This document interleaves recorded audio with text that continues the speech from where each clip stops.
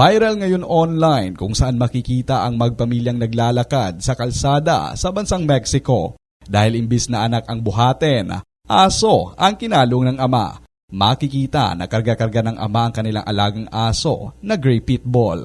At sa kanang kamay naman ay hawak ng ama ang kanyang anak. Samantala, imbis na anak naman ang isakay sa isang stroller, ay mga karton ang inilagay ng isang ina kung saan tulak-tulak niya ito. Komento naman ng isang netizen na baka may sakit lang ang naturang aso kung kaya't karga ito ng nasabing ama. Umani naman ang halos 4.7 million views at halos 6,000 comments ang viral video ng magpamilya. Balita magmula dito sa lalawigan ng Aklan. Ako si K5 Sandro Salazar para sa Kampiyon na Balita, Serbisyo Publiko at Kasiyahan sa buong lalawigan ng Aklan, K5 News FM.